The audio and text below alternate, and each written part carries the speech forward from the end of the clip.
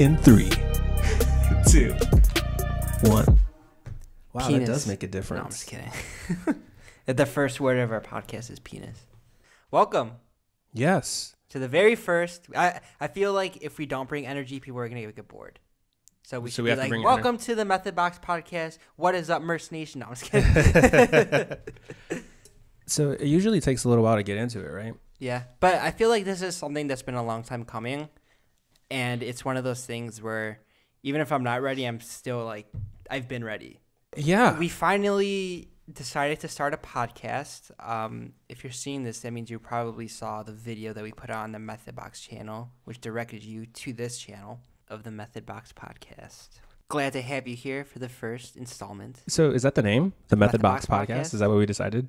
I think the Methodbox Podcast is a good name because unlike other channels on YouTube that are multiple people, we're not going by our names. We're going by our one name, which is Methodbox. And people know us by Methodbox. So by I think that's smart. I think that's all about the branding, right? The branding. The branding. So we're going to get into some stuff today. The main thing that I want to talk about with Nathan is this whole college situation. We're going to get into that a little bit later. We've had the talk many times. We have. Ever since I moved out here. Even before that, since I was a wee lad. Yeah, I mean, this podcast, I'm glad that we're actually doing it because it's one of those things that I've found tremendous amount of value for myself listening to others because I think it's helped me learn how to carry a conversation in a way that's impactful and is actually making progress towards something. It's like, it's not small talk. I learned how to have an actual, like, constructive conversation where, like, shit gets done. Sure. And I think that's mainly due to Joe Rogan. Yeah. And I think the main thing is just like being an active listener, which is something that we've talked about in the past. So, yeah, I guess let's talk about why we wanted to start this podcast. Okay. For me, I feel like, well, something happened last year, or with this first year that we started doing this YouTube thing where we started actually being invited on podcasts. Mm-hmm. And that became a lot of fun. And I think one of the things that I learned was that I was learning a lot about you in the process. Yeah. Now, Nathan and I live together. We work together. We're just always around each other. So it's hard to imagine a world where I don't know everything I need to know about Nathan. But here we are on these podcasts, and I'm learning things. Like, things are coming out of your mouth where I'm like, I did not know that about you. Sure. So I think there's something to be said about just good old sit-down discussion. Yeah. Because, I mean, I feel like a lot of the conversations that we're going to have on this podcast are conversations that we would have normally in real life. So I think it's kind of cool to just kind of like clue people in on our everyday conversations because they're things that we find interesting. That's why we're having the conversations. But from what I've seen through YouTube and the YouTubers I watch, what I find interesting, other people find interesting as well. I think there's something to be said, too, about connecting with our audience. Yeah. I feel like every week there's something crazy going on. So something that we're known for is, we make these videos that we spend a lot of time producing. Mm-hmm. So we usually connect with our audience every time we get to put out a video because all of a sudden the comment section open up and then here we are connecting with our audience again. But since we post our video, we try to post pretty consistently, at least once a week. But if we miss a week, there's 2 weeks that go by that we didn't really connect with our audience. So what if we could clue our audience to the behind the scenes of what's going on? I think a podcast, podcasts have been around for a while, but no one's really, it hasn't been as popular as it has been recently. The past, 2 years, they've started to explode. And I think it's because this trend of more and more people have become almost like self-made, whatever they are deciding to do with their life, and they want to kind of like proffer this advice to others, like clue others in on this kind of like journey that they're doing, which is something that I want to do, and the reason I want to do that is because I found like value from people that do that, and it's interesting, and I care about that, and it's things that I would want to listen to. So if we could do that for someone else, it's weird to say it without it coming off as like we're doing this for others. Because, at the end of the day, we're doing this because we want to do it.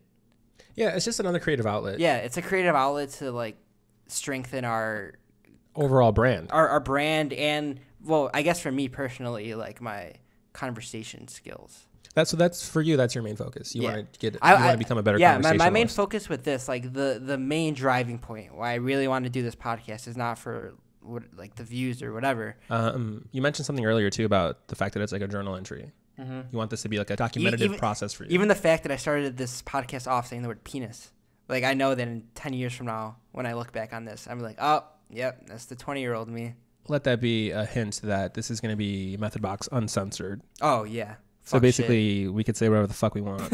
No, and like, good luck to us for wanting to start on a platform that focuses on open dialogue and speech in 2019. Yeah. You know? Yeah. It's funny because it literally, the only kind of like information that anybody's listening to right now is just purely our voice. They're relying purely on our voice for entertainment right now. It's definitely a different art form. Yeah. As far like a whole as other keeping the audience in mind as far as entertaining them, for sure. So what do you want the end goal of this podcast to be? So from your eyes? For me. Yeah.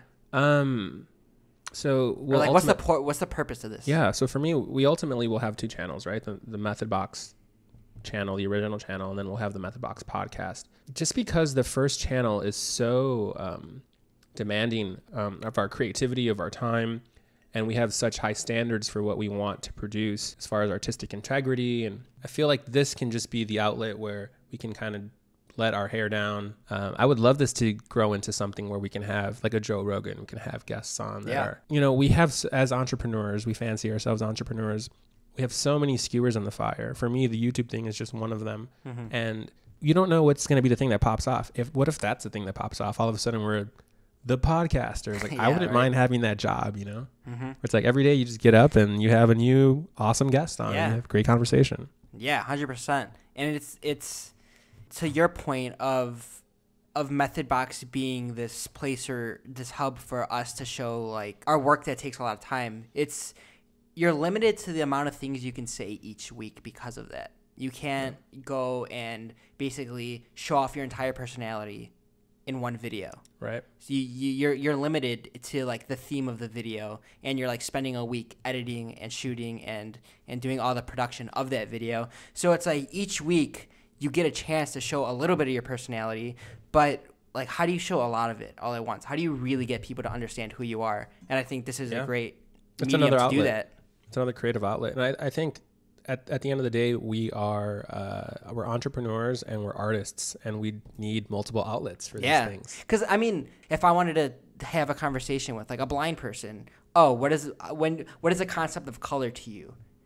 I mean, it's a thought a lot of people probably had and don't know the answer to, but what does it have to do with the Methodbox channel? I also feel like so for me, having been in the industry and, you know, having gone to film school and doing all the things, I feel like I have my voice as far as the filmmaking. You know, you're a young guy. People don't know how young Nathan is, but he's a young guy.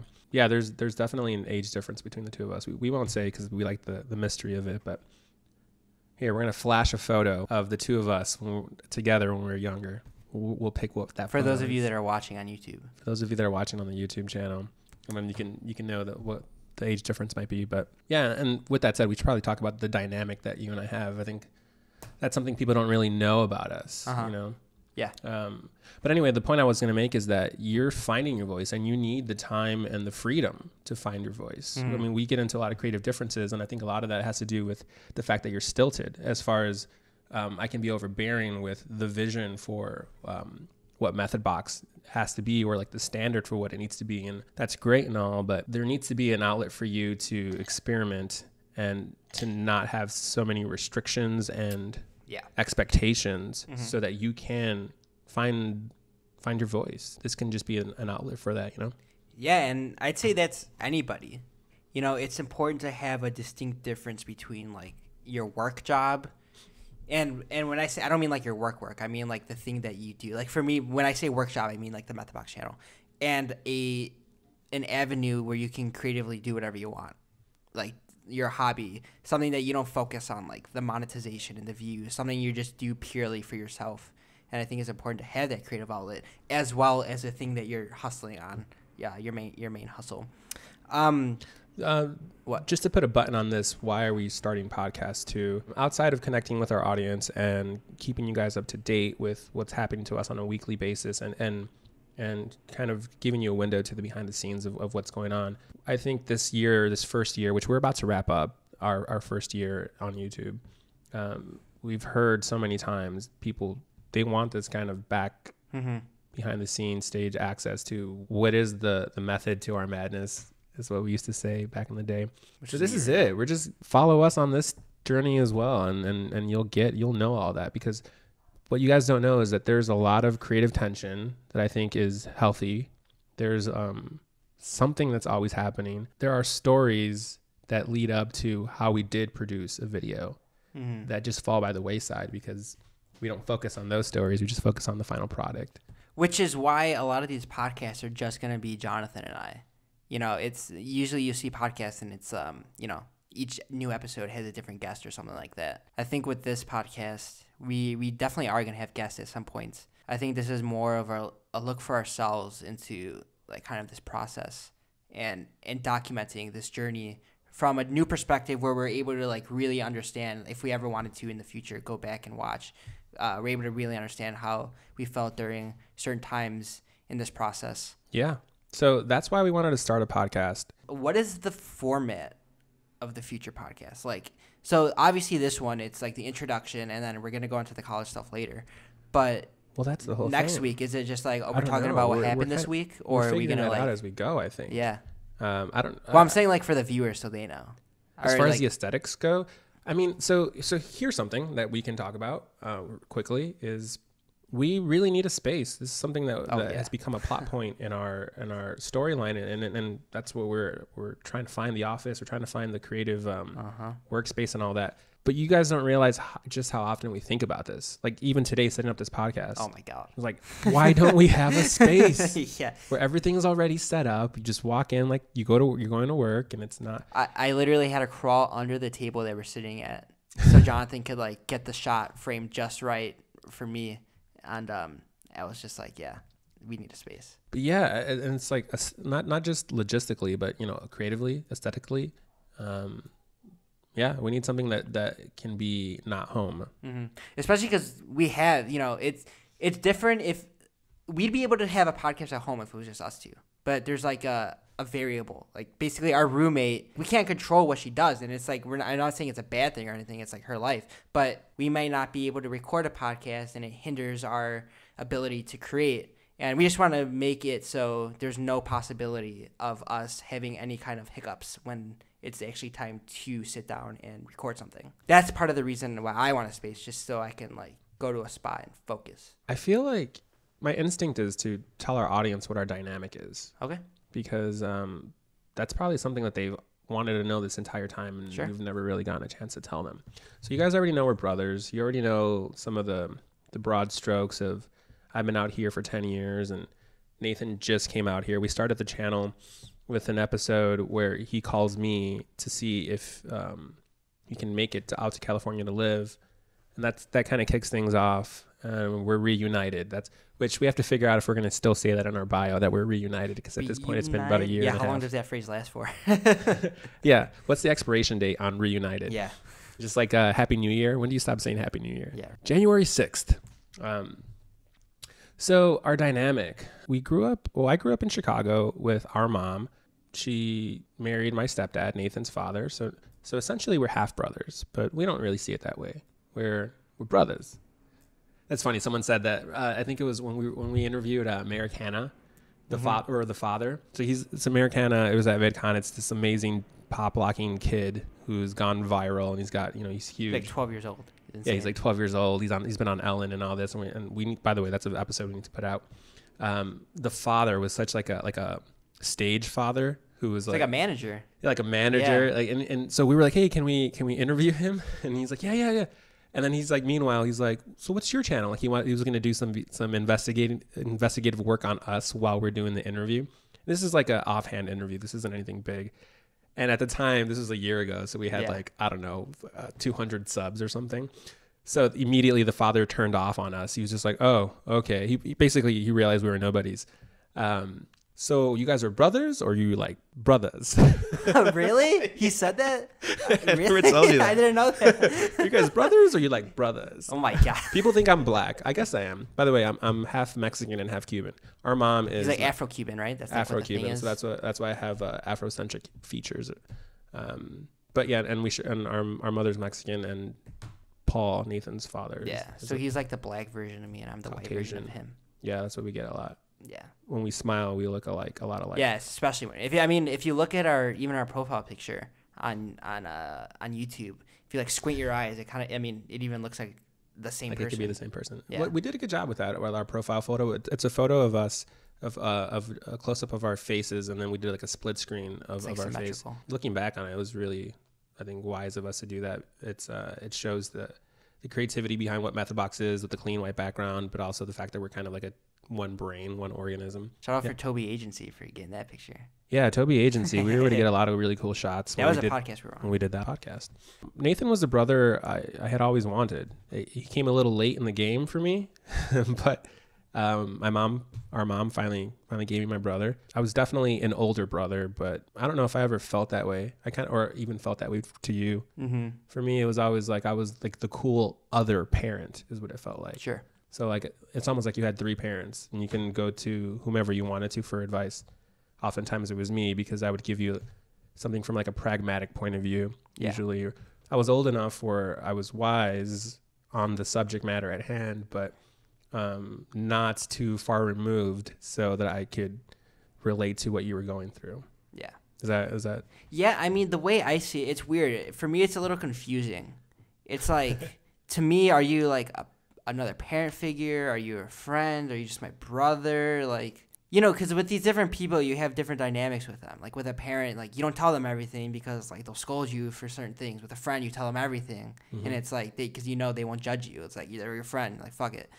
And so I think like it's somewhere in the middle. Yeah. With you. And I think it's definitely gotten a lot more convoluted since you've come out and we've thrown in business partner. Yeah. So would you say that it's always been kind of confusing what our dynamic would be? Like even when you were like a little kid? You're like saying like not literally, right? No, what I'm saying from is like a psychological point of view. So you're saying that like our dynamic is confusing as to like, am I a friend? Yeah, am I okay, a brother? Sure. So what I'm saying is it's for sure the case now. But did you feel that way early on? Like before I moved here? Like before you moved out here? Have you always felt that way? Yeah, I mean, definitely throughout high school, I felt like I saw you as a parent for sure. Just because usually when you would call me, because I wouldn't call you, I'm just bad at that, at calling people. Usually when you called me, I would be high, like I'd be big. And I didn't know that because you would call me off guard. Yeah. So I would be like, in my head, I would say to myself, "Oh, I should call him because then I'll be on my A game." This is like conversations I have with myself.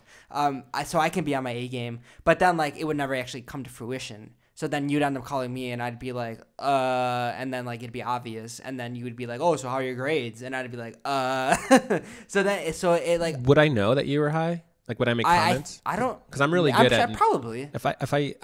If I could see you, yeah, I know sure. within microseconds if you were. I think there had been times where you were able to spot it just because I was like kind of slow or something.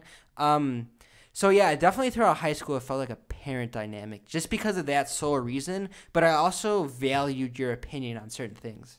So what about when you were even younger? When like middle school, but while I was still living out there? I saw you as my brother. I think just because like it was before my like awkward teenage years, so it was just like do you remember? I even told you that. I'm like, Nathan, I remember that. You're 12 years old. You're like, yeah. Something really weird's about to happen to you. You're not going to be yourself anymore. But we're going to meet again when you're 19 years old, and you'll be yourself again. But in the meantime, feel free to contact me. Yeah. And I'm just glad that people are able to understand that thing that teenagers go through. Yeah. Because it's like you're not doing it on purpose. It's just. It's the just hormones weird. and the experimentation with even if like in the moment it doesn't feel weird, it's still weird. So now things have gotten definitely it's not necessarily bad, it's just like this confusion of what our dynamic is, because there are a lot of elements. At the end of the day, Nathan is the one of the only humans I've seen grow up from the time he was in the womb to now, you know, an adult, young adult. And like I said, I was like a parent to him. So, you know, I've always come from a loving place, and like I completely understand that feeling of. By the way, I was a bad kid. I was like the most mischievous kid. I put our mom through hell. I was expelled from high school, and that's a story for like a different day. Also drug related. And by the way, I was always like the smart kid in class. So it was definitely like that active minds need to be stimulated thing. It wasn't like I was innately a bad seed or anything. So I immediately understood, oh, parents just want the best for you. They're not trying to, you know, stilt your growth. They want to see you succeed, which is why there needs to be some discipline there. So I've always approached my dynamic with you from a place of love and genuine concern and wanting the best for you. And like, I also have a very aggressive personality, and, you know, I'm a director through and through. So, and it's just like a combination of personality traits that can be like overbearing, I think, when it's just like, hey, listen to this advice. It's good advice. Like it's logical. It works. Yeah. Don't look elsewhere. People are going to do what they're going to do. That's the nature of humanity. All that said, Nathan comes out here. Are we friends? Are we brothers? Am I a parent? All of a sudden you throw into the mix, hey, let's start this Methodbox project. Yeah. Now we're entrepreneurs on the same path, and now we're business partners trying to start this company, essentially, which is what it will become. So then the stakes are a lot higher now. And we live together. And also there's that element when you first came out here of like needing to be rehabilitated in a way. And like we were going to do this like life training boot camp that was going to last a year. When Nathan made it through the year, basically he was going to listen to everything I said. You're going to wake up at this time. You're going to read what the meals are going to be. And that put me in a really weird place too, because, you know, I got my own life to live and focus on, and my own productivity to do. And it was like it put you back into that parent dynamic, right? Yeah, like which doing that. By the way, I don't necessarily like that role. Yeah, I'm not saying that it's like a bad or good thing, but I guess it's weird because throughout high school and throughout even like up until now, I've always been, you know, kind of like self-aware of like what I should and shouldn't do, but it's one of those things where it's like you got to learn the hard way kind of thing, and it's like especially even though even though I know like deep down. I don't know. It's a weird thing, especially with this college thing, because it's like, you know, people like you and my parents and any parents, they want the best for their children. You know, they want to see their children succeed. They want the best for their children. You know, they work hard so they can have their children, you know, their lives easier. So that's why it's always been kind of hard, even though like I knew this is what I should be doing, this is what I shouldn't be doing. It was like I didn't want to listen, and even now I feel like that. I don't get it. I don't know if it's just like because there's a definite difference between you and me, where it's like I think it's like the ENFJ. And ENF. I'm an ENFJ, an extroverted, intuitive, compassionate planner. And I'm an ENF. You're all those things, but the P at the end, so you're spontaneous. So basically, for those who know me, it means like I'm a lot more laid back, I think. You're the hippie. Yeah, I'm the hippie, and Jonathan's like the go-getter. And I think we definitely butt heads about that, because like, as someone saying Jonathan, like it being having a go-getter personality, there's definitely like this. Why wouldn't you want like the best for yourself? Like for you, it doesn't make sense that I don't want to go to college, because like that's in order to be like the best version of yourself, that's required. And we'll get into why I think we'll get into like both of our sides. I don't know, like my whole life it's been like, man, I don't know, like which is probably that P thing. Yeah, exactly. You're more like I do what I think is best for myself, and like what I'm interested in. I just like I care about the stuff I care about, and that's it. And I don't like that's a good thing, that's a bad thing, I don't know, but that's just what it is, and that's me. I think a lot of the things that we do butt heads in may have to do with that, because you know we see. I feel like most of the times we have a creative differences, it's when we're talking about something rather than like actually executing. It's rare that we'll have a creative difference when we're out in the field recording something. It's usually when we're just talking, and it's like, oh, I don't think we should do that, but it's like, so like we haven't even done that. Why even like spend the energy arguing about something when it's like not even come to fruition yet? Yeah, I mean, it's interesting if we were to, because a lot of by the way, I'm usually really even-keeled and non-emotional, but I mean, you've probably seen all kinds of emotions that come out of me. When you live with somebody. Yeah, there was like a girlfriend I had in 2005 that was like the only other person that can evoke so many different emotional spectrum out of me. So, but I'm usually pretty even-keeled, but Yeah, I think it's interesting to do kind of like to look at us objectively and like conversations that we've had in the past, looking at it from like, to use an analogy of there's a character, or if you're talking to an actor and there's a character, usually that character, they're coming, like there's an intention, there's a subtext. What we actually say isn't the thing that we're saying. We're usually trying to say the subtext, which is, everyone has their personal truth. And it's funny to kind of do a psychoanalysis of ourselves, like because it probably is a mixture of all these things that we're talking about, like you feeling like you want to spread your wings and have a voice, or feeling like the time for me to be parented is over, or that the spontaneity in you, just like I just want to make something, and like not have to overthink it or something. It's probably like this alchemy of all these things. Yeah. And it just bubbles up into a confrontation of you being a contrarian of the point I'm making. And then I think a lot of our creative process recently has been me trying to convince you of why this is a good idea. And it's just, and for me being like, it's obvious, like, why am I having to convince you of these little things? And like, why are we butting heads? And that there's like an expenditure of energy that happens there that it ends up being draining just because it's these little things. These aren't the things that we need to be deliberating on. We need to like. Well, I think part of the reason for that is because I have trouble articulating like my thoughts. I have a hard time like clearly saying what it is that I'm thinking about. And I think that's why part of the reason I wanted to start this podcast was to become better at that. This is exactly what I'm saying in the most pithy way I could possibly say it. Now you know how I'm thinking. You're understanding rather than just listening to what I'm like, me versus you. You're understanding the opposite side. I mean, I'm starting to already see that another benefit of this can be a therapy session between the two of us. Yeah, that's like Candace and Casey. It's called couples therapy, and they basically talk about like, oh, I don't like it when you do this. I don't like it when you do that. But it's interesting because it's like you get this inside look. But that's not what I want this to become. But it is. It's funny how I preface this whole thing with it's we're going to naturally learn things about ourselves because we're making it a point to sit and have a discussion. Yeah. Yeah, for sure. And by the way, I mean, I hope you're not too hard on yourself about the whole like not knowing how to articulate yourself yet, because you're a young guy, Yeah. It's like, I'll see people and I don't know if it's like natural or what, but they're so fucking well spoken. And it's like, how? It's like they know exactly what to say. Because they're educated.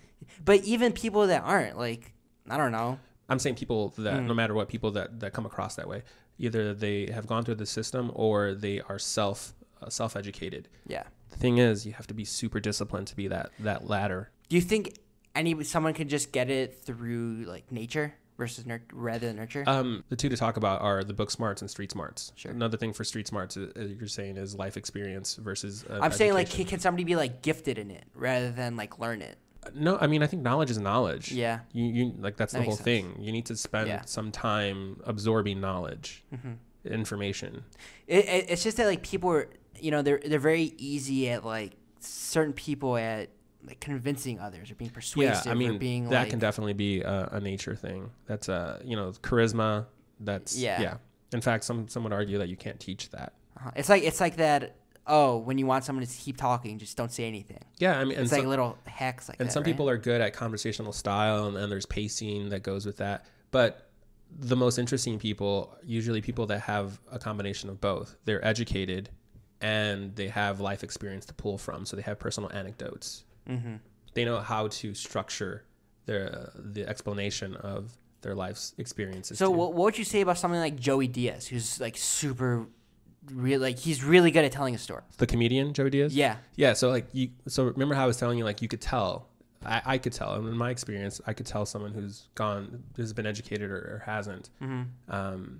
And like Joey Diaz, like we probably both agree, like he's somebody that probably wasn't educated. Yeah, right? Exactly. That's why he was my example. Yeah, no, I mean like you're going to get all kinds of wonderful people out there. So are we going to get into the college? Sure. Yeah, we can start. By the way, so obviously there are so many pros to going to school. There are also some cons to going to school. Sure. And in fact, we could even say they're equal. The pros and the cons are equal. And okay, so something that we're about to put out an episode on the Methodbox channel. I mean, it should be out already. Yeah, so it should be out. Yeah. You guys probably have seen it. Yeah, we're actually talking from the future. Yeah. Do you need to go to school to be an entrepreneur? Or to make it more personal to Nathan, do I need to be educated for what it is that I'm doing. And for what Nathan wants to do is he wants to excel at the YouTube world and make videos. So yeah, like you said, there's definitely a bunch of pros and cons, but when it comes to my specific situation, there's some things we should preface before we get into this conversation. For one, money is not a factor. My parents offered to pay for my college. I was going to a community college, which is not as expensive as university. So although that is a main debate topic for this argument, we are not going to be covering that because of that reason. And I honestly, I don't even want to talk about the pros and the cons because it's almost obvious. Like the answer to the question is no. You don't have to go to college to be a successful entrepreneur. I think Steve Jobs is a college dropout. I don't even know if Bill Gates is a dropout. I don't think he went to college. The reason I want you to go to school is that college does something to you. It's I mean, you hear it all the time. It makes you a well-rounded person. It's basically this gauntlet. By the way, I'm conflicted because I'm not a fan of this current educational system. I think it's an antiquated system. I think it's for an antiquated time where people would go to school for very specific things that they specialized in. So I'm not even saying like go to school for the degree. Even if you did your homework on making a gamble on 4 years from now, 3 years from now, these are going to be the hot jobs. Sure. Like even if you like made all those calculated, all that research, like I still wouldn't say go to school for the degree. My only thing is school does something to you. It's a boot camp for your mind. There are things that you're going to learn at school that you're not necessarily going to learn through your life experience. Life experience is going to come to you no matter what. But this boot camp, this for your mind, it does something to you. It basically, it creates discipline. I mean, probably the most structured time in my life was when I was in college. It makes you hyper aware of your time and how you spend your free time. So you end up being more productive. And this whole like making you well-rounded because you're taking because the argument is, hey, I don't want to have to take these classes that I'm not interested in. Why do I have to take math? Why do I have to take calculus? And I was right there with you. Nobody wants to take those classes. But the thing is, like that history class, that speech class, that visual arts class, whatever it is within the general curriculum, they made the curriculum for a reason, and they think because it works, it really does fill out areas of your personality that you wouldn't have otherwise have gone into. And the thing is, you don't know what you don't know. There are the super disciplined that can create their own curriculum in today's day and age, but most people aren't that disciplined, and they have to go through this experience to flesh out parts of their personality. Sure. Yeah, and a lot of people that have my side of the argument, which is I don't need to go to college, their main argument is, other than money, that their time could be spent doing something more productive, something that's more worth their while. And that's true, but to your point, you have to be very self-disciplined. For example, I'm officially dropped out of college. I haven't been going this semester, and I've been fucking sleeping in. I'll admit it. I've been sleeping in. Yeah, and you're so it's smoking like that CBD oil shit now. You're playing video games every night. Like there's been a definite decrease in your productivity. I've been watching Game of Thrones, not playing video whatever games. it is you're doing at night that's making you stay up late and get up late, and like you're like, yeah, you're like the dude. This is why I see Jonathan as my parent dynamic, just to show you. But as a friend, audience, like I'm able to observe you, and there's been a significant decline since you've decided to drop out of college. I feel like you're confusing the dropout with when we got back from New York. No. Like that slump. All I know is you started your new semester, and then it was like, okay, cool. Hey, are you going to class now? Or you missed this one class? And then soon thereafter, all of a sudden, like all these bad habits started. It's one of those things that I'm just gonna have to get over. I'm gonna have to. No, and but I think part of we were at Randy's house which is one of Jonathan's friends. We were house sitting for him. And a bunch of good stuff was happening to us, was happening in our favor with timing and like correlation. And I remember Jonathan looking at me and he's like, "Hey, I want you to remember this feeling. How the universe, it feels like everything good is happening to you right now. Remember this. So next time you feel down, just remember this feeling and know that it will get better." Because there's going to be a balance. Exactly. So although I have been in a low, I am climbing out of it. And because college dropout, I think that has a big factor, and it's just like one of those things that hits you, but you just have to get back up. And that's what I'm in the process of doing. Yeah, no, I mean, yes, we're all going to have our highs and lows in life. The only The only thing I wanted to say about that was like, oh, look, there's an obvious correlation. Like, sure. To my point. That's like with any kind of big like change that you have in your life is going to create some kind of impact. Well, that wasn't a big change because you were. Yeah, I mean, I kind of made like a definitive decision to not go anymore. So are you saying that you psychologically, you emotionally took like a really big hit knowing that you had made the decision to drop out of school? I think I took a big hit once I realized everything I'm doing hasn't been for myself. It's been to like please others. Yeah. And it's like, what the fuck am I doing? Like, what am I? Right? What? You're referring to staying in school. Staying like not even like everything. It's just like I feel like I'm trying to please others, right? Like what do you mean try by to that? be like, I don't know. It's just because you're basically the life you lead is like you're doing everything that's like Nathan world. You watch YouTube 24/7. You're making YouTube videos. You got your job so you can pay your bills. Yeah, I guess it's just like the only other thing is college. Like it's probably just a self-critical thing more than anything. Just nitpicking on the little things that making small things seem a lot bigger than they are. As far as like going to school for like doing that for others, ultimately it's you're going to school for yourself to better develop yourself. That's why you're doing it. Yeah, I mean, or like. Yeah, people go to exactly. I don't think I need to go because what I want to do doesn't require going to college. What is it you want to do? So I want to like be all in on like YouTube. I want to like be someone within that realm. I want to create this spot where people can. I want to help basically our community achieve. Now, what about the thought that this is a very short-sighted goal in the sense that? Okay, let's say you accomplish that, but what if you end up wanting to do other things? Well, I mean, it was in the last year that I wanted to open up a space.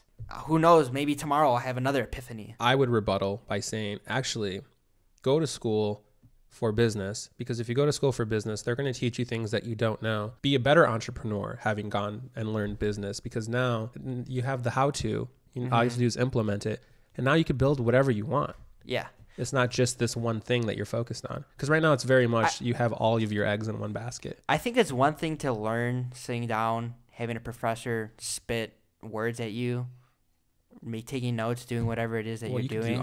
But it's a different thing to like actually go out into the world and build a company from the ground, understanding like the loops, like the little hacks, all these little things that you wouldn't learn traditionally in school, but you learned from hands-on. You know, there's that saying where it's like nothing beats experience. Of course, and no one, and I'm a big fan of that. And by the way, let me definitely say I am fully on board with this idea of you being an entrepreneur. It is definitely rising up to the highest of callings, which is what we've said in some of our episodes, which is why we focus on that on our channel, Entrepreneurs.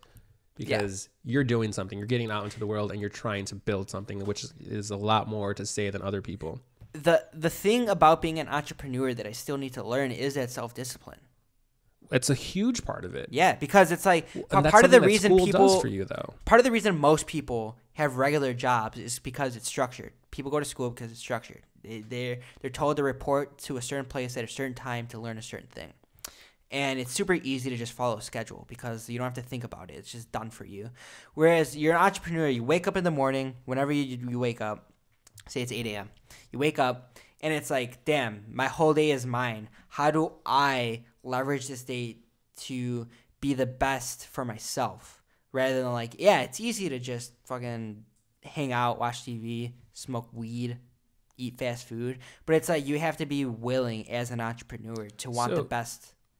So we've already made the point that college teaches you that discipline that you're saying. It teaches you how to manage your life. To be an entrepreneur. Yeah. So how is it that you, Nathan, are going to learn discipline? How are you going to teach yourself discipline? Because that's something that we know that you need. I think if you just throw yourself into the real world, it's sink or swim. And you're forced to make yourself learn to be self-disciplined. Usually when someone makes an investment, they have a large sum of money and they put that, then this is the risk. They're taking that out of they want to put it into an asset. Okay. And they want to take this large sum of money that if they lost it would be kind of a hit to their overall net worth. And they're going to take it because they're going to risk on building whatever it is they want to build. Oftentimes it's a business. That's what an entrepreneur does. So it's like intellectual investing. So what I'm saying is that's the thing when like throwing yourself into the world and learning Like, that's what it really means to throw yourself out into the world. I mean, like, going into the real world, figuring out what you want to do and making it work. And that's what we're currently doing. I want to do YouTube. We're making YouTube videos. I wouldn't be making... I don't think I'd be able to spend as much time on this if I was at school. To me, it's the complete opposite. At that point that we made earlier about school teaches you structure, when you were in school, we were a lot more productive. Yeah. Because right now, like, my business partner's sleeping in right now. I'm going to throw myself out into the world, whatever it is that I want to accomplish, and right now it's YouTube. Okay, so let's focus on YouTube. Okay. Well, right now you're not throwing yourself at that thing. You're sleeping in. But what are we doing right now? Yes. When I should be writing an essay. What are we doing right now instead of me doing my math homework? I'm not negating the fact that there is some form of productivity. But if you look at the last 3 weeks since you've been out of school, today we're making a podcast. So the last 3 weeks, you haven't been as productive as when you were in school, and you wake up at 7 a.m, then you come home and you're like, I have this much time to do something in Methodbox. So the last 3 weeks are an indicator of how I'm going to live the rest of my life. It's the only data we have currently, yes. So it's an indication that... Sure. So what I'm trying to say is that we are in a rut. Both of us are aware of this rut that we're in. We haven't been able to create, and we haven't been able to be as productive as we would like to be. Can you say that by not going to college, you're going to have a harder time in life? I don't necessarily know if that's true. I will say that I think being educated either formally or like in a very structured self-educational way, if you can do it and if you can, I think it furthers your development, I will say. Person A and person B are sitting in front of the agency trying to hire somebody, and the one's going to have a step up over the other for sure. The things that I learned I would be learning in school are things that I just generally don't care about. And that's the thing. It's like everyone sits in your shoes. Everyone sits there. Nobody wants to take calculus. Mm-hmm. Nobody wants to take that whatever ancient history class or whatever, the Mayans. Like, but that's the whole point, is like you do this gauntlet and you learn things about yourself along the way, and you learn things that you didn't realize that you were going to know. So it's more for like peace of mind for yourself. They're like, oh, I was able to get through this thing. It's like an ego. No, the point of having gone through the gauntlet is that you're going to come out of the gauntlet, the proverbial gauntlet, having grown in ways that you don't even know you've grown. Mm-hmm. And a big part of that is putting yourself through the things that you don't want to do, which is a huge lesson in life. And that's where you learn discipline. Having to do that, take that math class and get through it and figure that out, that's going to make you grow in ways that you don't know. You know what I think it is, why it's so hard to convince me? I took psychology, I took business, I took economics, I took biology. Those are all awesome classes. Yeah, and all of those, I didn't feel those things that you're saying. Like, I'm being challenged 100%, but like, is that making any kind of improvement? We've all sat in your shoes. None of us want to take calculus. No, that's not the argument I'm making. I'm saying, is it actually doing anything? How am I better as a human being? What did that do? Like, I don't feel better. That's definitely like you're too close to the picture. You're too close to the painting to see. So it takes time after you graduate to realize? Yeah. How many lives has Steve Jobs touched? Millions. Millions, right? Yeah. This one human with his vision that he had, and he's an entrepreneur, and he's actually a college dropout. But when he was in college, he took a class. It was a calligraphy class. The calligraphy class, for whatever reason, he took it. But it ended up inspiring him to come up with the interface and the font for the initial stream of Mac computers, which set the precedence and tone for, Mac is different because there's like an aesthetic to it. Sure. And now I would say that he's touched millions of people that are like, it's almost like a cult following because of this aesthetic. He's created this, and talk about branding, he's created this aura with this brand, and I would say in large part doing to the aesthetics and the vibe of the product. That's why you do that over a PC. That's why you do the iPhone versus a Droid or something, because of that. And it all started because he took that calligraphy class. So the main point to take from that is... And he's a dropout, you said. He's a dropout. But the point I want to make is when he was in college, he took this class. What if Steve Jobs didn't take that class? You don't know the things you're going to learn until later. In fact, I'll throw back another Steve Jobs quote. We can only connect the dots backwards to see the bigger picture, kind of. That's basically the point. Be the best person you can be, and this thing will lend itself to you being the best person you can be. You're giving yourself the opportunity to have the most potential. So I remember when I asked you, what was it that you learned in college that you implement in real life? You always go back to the sales thing. Oh, that's like easy your go-to. Well, and like I feel that's something that you've observed. That's why I bring that up, because it's something that you observe when I'm on my sales calls.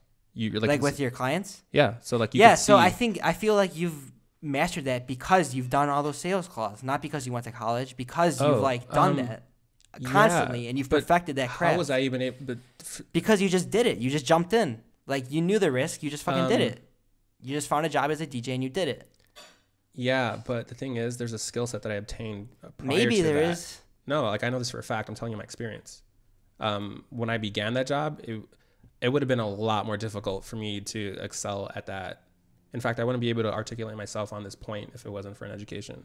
But yeah, it was the skill set that I acquired prior to that. Definitely leaps and bounds helped me excel at that job, because that job is a multifaceted job. It's extremely difficult. And I was able to juggle all of these skills because of that, for sure. That made it easier. For obviously, the experience through it made me better. And who knows what my actual growth rate would have been without the education. I mean, it's easy to even quantify it and say, like, how many gigs that would you have booked per year? Yeah, the thing is, you don't know that, though. That's the thing. No, I don't. Maybe you would have, like, been exactly the same. Yeah, there are definitely unknowns. You know, when I finally told my mom, our mom, about it, she was super understanding. I felt like she kind of knew. She saw within me that I was always kind of like unsure and a little lost, and she was very empathetic, I think is the right word, with it. And then, so I think she knew that it was a struggle for me to like come out and say it, and her knowing that, because you know she's a parent, she has foresight.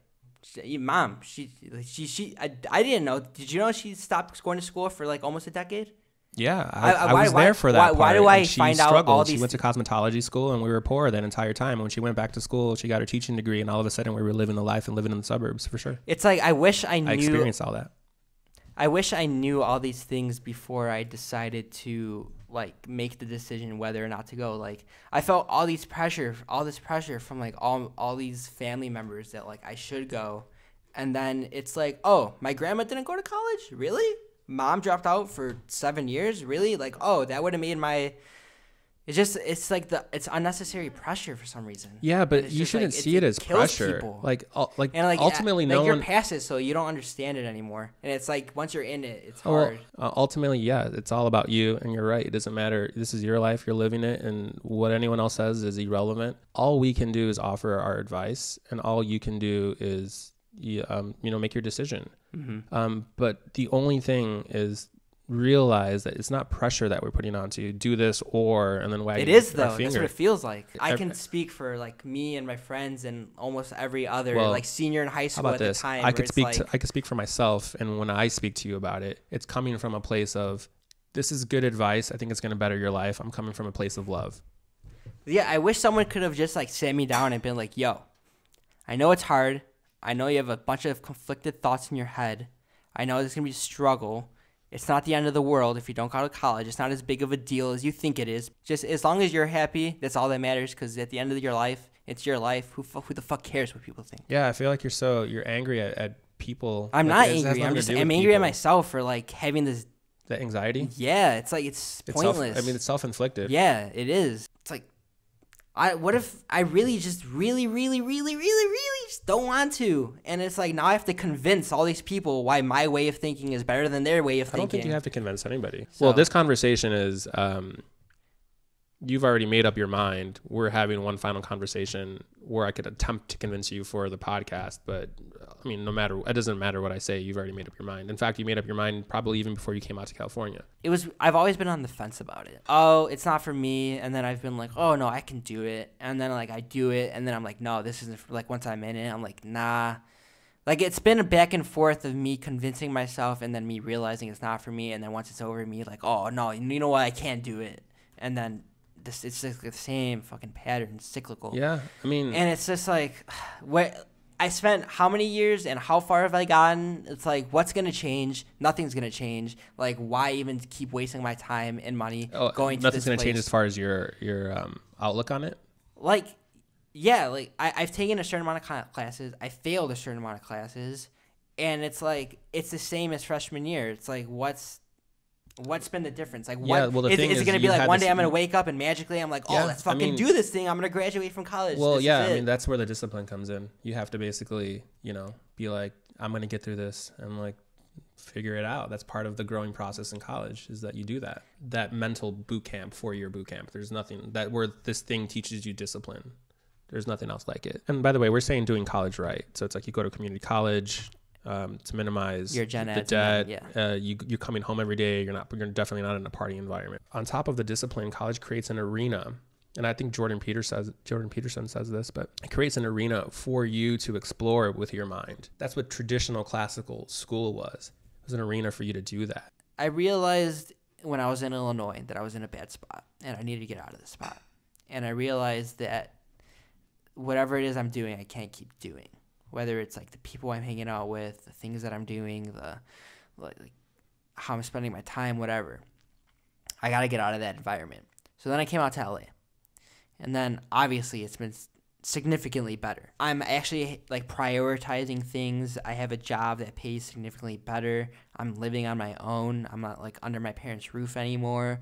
I'm like hanging out with you older people. I think it's gotten to the point where it's such a difference in my lifestyle compared to when I was in Illinois that it's like I'm happy with it. Based on the patterns of growth that I've experienced so far, I've recognized that pattern from the last year and a half that I've been out here, and I see that pattern and I'm like, oh, I'm okay, I'm content with how this pattern is going, and it's better than the pattern that was existing when I was in Illinois. So, you know what? No matter what, we're going to come into complications once we're actually trying to build this creative space that we're trying to build, business complications. Well, this is just, and there's things there are hurdles that we're going to have to overcome together no matter what. And sure, it may be easier if we go to college, but like, okay, I'm willing to learn that way rather than the book way. At the end of the day, it's just, that's what matters. Because in 5 years, we're going to forget about this conversation. Maybe we won't, but I don't think so. Well, okay, maybe not. By the way, this has been an ongoing conversation for the past year and a half. But I mean, like, in 5 years, it's not going to conversation. be like, oh, like, it's a big deal that Nathan didn't go to college. It's going to be like, it's going to blow over. Like, everything blows over. Like, if someone dies, no, I mean, you're not we get over sad it. the rest of your We life. get It over blows it. over. Yeah. Yeah, and we will never know, like, the alternate reality, so there's no point in thinking about it. And neither would you. You'll never know the alternate reality of maybe what if you didn't go to college. It's like there's always going to be an alternate reality. All right, guys. Well, as you can see, it's gonna get real fucking deep in this piece. Methodbox Podcast. Yeah. Damn, talk about a first episode. Holy shit. I think everything was encapsulated in that, from the dynamic to certain topics to our plans for the future. People are gonna either love me or hate me. And same with me. I hope you guys don't see me as like a I don't think they will. parental Nazi and see me as, Everybody know that I willingly made this choice. So yeah, and when we look back on 5 years on this episode and you'll be like proof. Yeah. Anyway, yeah, I was thinking about today how I really, really wanted an eyebrow. I was at Starbucks doing some work, and some girl, like some hipster, not even like some goth girl with like pink hair came in, and she was like super extra looking. And that was me in high school. I was the one with the big Jenkos, and like I was trying to convince mom that I wanted blue hair, and she would let me get away with some shit. Blue hair? But I really wanted my hair blue, and I think I wanted dreads at one point, and I wanted an eyebrow ring, and I wanted all the things that would make me stand out, just because whatever, I needed identity or something. And she was really at it. She's like, no, there's some things you can't do, and you're not gonna be that level of a freak. Thanks, mom. I don't have a stupid scar on my. Thank you for being, Yeah, and it's like that thing that I said earlier. It's like, the people that are older than you. They want the best for you. But it's like sometimes you just got to learn the hard way. For some reason, even though if you're self-aware, it's like not until it's like, oh, you shouldn't hang out with those people. It's not until you get jumped when you're hanging out with those people that you're like, oh, maybe I shouldn't be hanging out with these people. And honestly, Nathan, you have such a passion for this thing that we're doing that I really have no doubt that will exceed expectations and excel at this endeavor because of that passion and my passion combined. We're a good team, and it's definitely really scary. I really feel like you're not diversifying your portfolio. I feel like you're putting all your eggs in one basket as an entrepreneur. But that being said, really, really hope we we pull this off, like this brand, what we're trying to build, so that we don't have to worry about the what if and what could have been. And so, I mean, what's the worst that can happen? All right, man. Podcast one down. Did it. Let's get it. See you guys next week. Later. Holy shit.